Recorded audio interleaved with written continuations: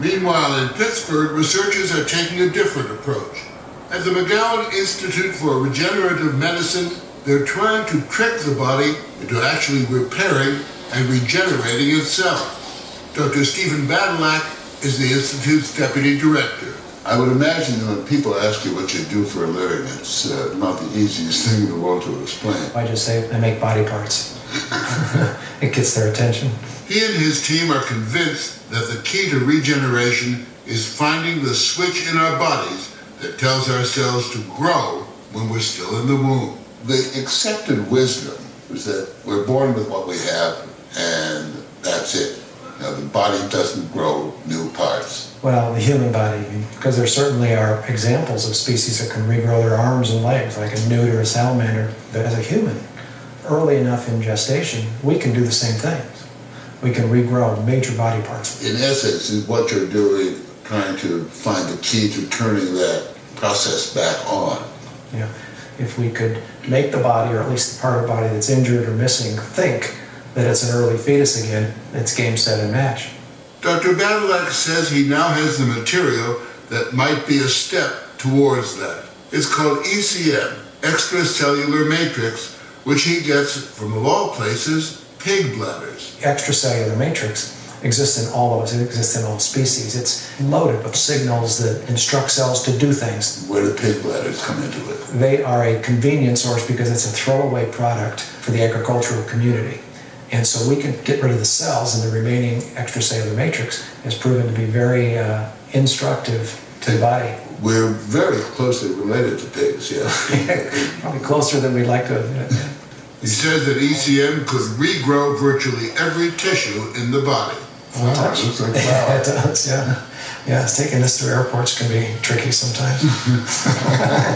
When doctors at the University of Pittsburgh were treating a patient with cancer of the esophagus who was too weak to face complicated surgery, they turned to Dr. Badalak and his ECM. Our therapy of choice right now is to remove the esophagus and pull the remaining stomach up through the chest and attach it to what's left in the throat. So the treatment's as bad as the disease. So what we have done is said, can we take a regenerative medicine approach to allow surgeons to go in and just resect cancer and instruct the remaining esophagus to regrow itself. Dr. Blair Job operated on 76-year-old Erwin Schmidt last April. Job removed the cancerous lining of the esophagus and inserted a sleeve of ECM. Instead of forming a scar that would block his esophagus, doctors believe the ECM instructed his cells to regrow a new lining. Today, Schmidt is cancer-free. I'm eating real good. I feel terrific. And I'm starting to get weight on. That's great. No pain, no nothing. So essentially, you gave him a new esophagus. We're very excited by this, and I think, my heart, I feel that this will change the way we do things, ultimately. But I think right now it's too early to claim victory. You look like you're claiming victory already, though. I feel fantastic good. Based on that success, Dr. Job and his colleagues hope to start a full clinical trial soon. And then there's the military. The Pentagon has invested $250 million in regenerative research aimed at helping soldiers with severe battle injuries, regrowing muscle and skin for burn injuries, as well as transplant technology for lost limbs. Dr. Stephen Wolf is the Chief of Clinical Trials at the Army's Institute for Surgical Research. I would imagine that the patient group that you're dealing with are a particularly positive one. They're young, eager men who suffer these horrible losses and want to get as much of their lives together as they can. Absolutely. They want to go back. Most of these guys do. Say, hey, fix me up so I can go back.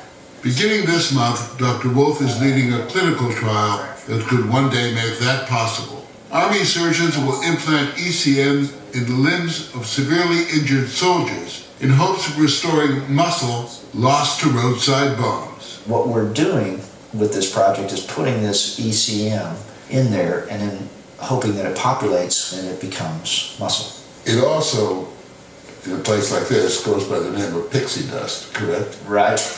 Well, it is somewhat magical. is it the whole notion of, well, we're going to put this powder in there and it's going to make a new thing. And there is a lot of biological support of that whole notion, so it's not magic, but it certainly seems that way. What do you hope to achieve here? Well, we're not going to, just show up and go, hey, okay, here's your leg, we'll stick it on. What we hope is that we can replace certain tissues that can make them function as well as possible. Which is what Isaias Hernandez says ECM did for him. Hernandez was so severely wounded by a mortar round that amputation of his leg seemed likely. Dr. Wolf operated on Hernandez last year as a first test of ECM in this type of injury. He placed ECM in Hernandez's thigh, which grew entirely new muscle in a wound that had once exposed the bone. Give me another 5, let's just say. His physical therapist, Johnny Owens, says the muscle growth is clear. And relax. It has grown. Yeah. On imaging and to what we see and to what he feels, it feels like it's grown. Do you feel the difference? Yeah, I mean, it doesn't get as tired as quickly or shaky. Before, after doing some of the workouts, I'd have to take a break, and now I don't have to take a break anymore. It's remarkable. It's amazing. It must give you a lot of pleasure to see that kind of It progress. does, yeah, and I think there's a lot of potential to see bigger and better things. When you saw that this, to some extent, worked, were you surprised? Did it fail miserably? No. In fact, it seemed to work. Eureka! If this works, it could really change trauma medicine, yes? In terms of muscle loss, now, all right, what happens if we put that by a nerve? What happens if we put that by bone? What happens if we put that by your heart? What happens if we put that by... So you see, it opens a lot of doors if it actually works.